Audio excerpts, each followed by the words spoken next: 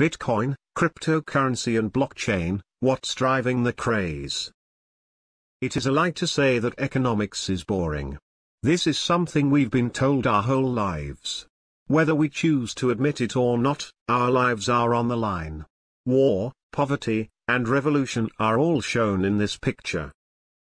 They're all based on economics, which is based on one essential concept, money, which serves as the ultimate stimulant for the best and worst of human endeavor. Whether we like it or not, money determines our social standing. It also puts our moral in jeopardy. Some people devote their entire life to pursuing these rectangular pieces of paper. Some are prepared to fight for it, even to the point of death. Is money, as we know it, on its way out? If you've been wondering about these things, I've got a story to tell you about it. Digital currencies are doing for money what the internet has done for information. It is transforming transactions and eliminating the need for banks. There isn't a week that passes by without cryptocurrencies dominating the news. Every other day, there are price increases that set new records. Your co-workers are talking about it. Your friends are encouraging you to invest in something. So, what do you do? And know where your money is going. Which is where the issue lies. Most of us have a basic understanding of money, and dealing with it is a real skill that we weren't taught in school, except from basic computer skills. When money takes on a new form, the first thing you should do is rethink your strategy. And that's exactly what we're going to do today. And don't worry if you think we're going to become too technical. It's all written in simple English. Let's begin by understanding three basic concepts: Bitcoin, blockchain, and cryptocurrency. What exactly do they entail? To get you started, here are a few definitions. There's Bitcoin, for starters. It's the name of the most well-known cryptocurrency, much like the euro is the name of a certain type of currency. Bitcoin is a digital money that is decentralized. It is available in digital format. It's just a computer program, and I'll go over it shortly. Cryptocurrency is the second definition. It acts as a means of exchange for Bitcoin in the same way that notes and coins act as a medium of exchange for pounds and dollars. The phrase cryptography refers to the process of encrypting data. Essentially, it provides transaction security. You may have received notification that your message is being encrypted. This indicates that they are safe. For crypto, it's the same. It is data that has been encrypted. Unlike debit and credit cards, cryptocurrency has no physical presence. It's the only way it'll be able to survive. The third definition is blockchain. It is the technology that enables the existence of cryptocurrencies. Consider it a computer's data storage file. However, this is a file shared across a large network of computers, and it isn't limited to Bitcoin and cryptocurrency. There are a lot of people that utilize blockchain. This is only one of several. To put it another way, this is everything we don't know about money mixed with everything we don't know about technology. Now, don't freak out if you don't get it, the majority of people don't. According to studies, just 1 out of every 10 individuals understands how cryptocurrencies operate, and 1 out of every 3 cryptocurrency investors knows little to nothing about them. Take, for example, Bitcoin. No one knows who designed it. It has been around since 2009, but the identity of the developer or creators is unknown. Many persons have claimed to be or have been known as Nakamoto throughout the years, but nothing is certain. It doesn't matter if it's a single individual or a bunch of people.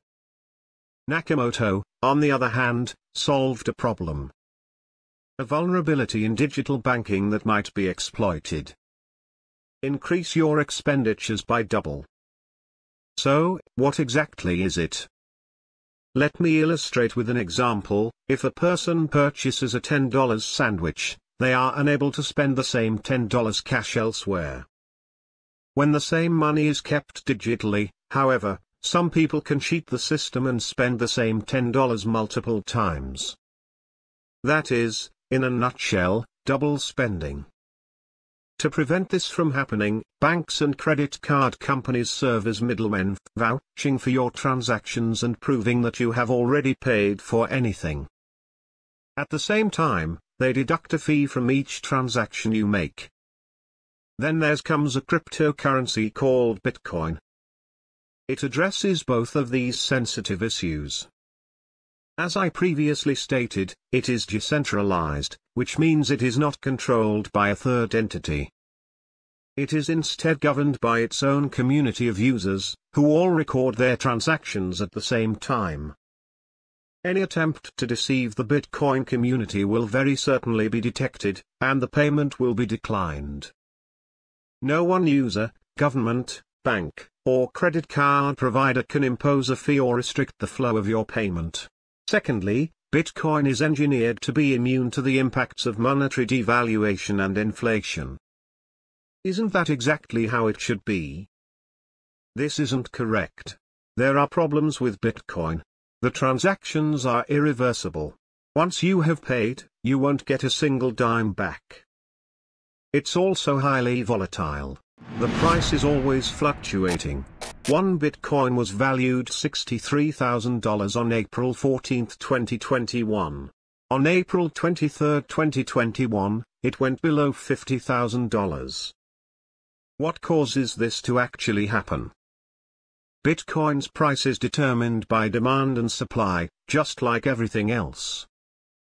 Prices rise in response to increased demand. People are compelled to stockpile as prices rise. As a result, they attempt to sell Bitcoin of their own. More individuals want to sell as a reaction of this. However, if there aren't enough customers, they may have to reduce their price.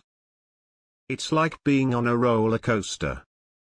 First and foremost, there is volatility. Security is the second issue. Bitcoin is held in digital wallets on phones and laptops, and we all know how vulnerable these devices are to theft and hackers. After hackers gained control over Los Angeles hospital systems for more than a week in 2016, the facility spent $17,000 on illicit transactions. Create passwords that are tough to guess if you have a significant amount of money invested in Bitcoin. Also, refrain from browsing such strange and untrustworthy websites. Every other cryptocurrency follows the same set of regulations. Which leads us to the following question. How many are there in total? There are over 4,000 cryptocurrencies in circulation globally. Why are there so many of them? After all, why not? The key software required to create a crypto is open source, which indicates that anyone really can do so. So there's Light, Name, Peer, Grid, Ripple, Prime, Ethereum, Stellar, and this Dogecoin. A cryptocurrency that had its beginnings as a joke. It is now widely accepted. Two software developers created this cryptocurrency as a joke in 2013 using the image of a dog. Their intention was to ridicule people's willingness to invest in anything. What's more, guess what? That is exactly what happened. On May 5, 2021, the market capitalization of Dogecoin surpassed $85 billion. This is probably worth more than Ford and Marriott combined. It's all because of Dogecoin supporters, who fueled its attempts with hashtags and social media posts. And this episode is both hilarious and intriguing. It reflects to the times we live in, where internet campaigns may have an unexpectedly large impact on the market price of anything. In this day and age, parody may be a valuable asset. People believe Dogecoin is worth $85 billion, and it is therefore worth $85 billion. You know how they say that what you believe in has power? Maybe this was it. It's exactly the same.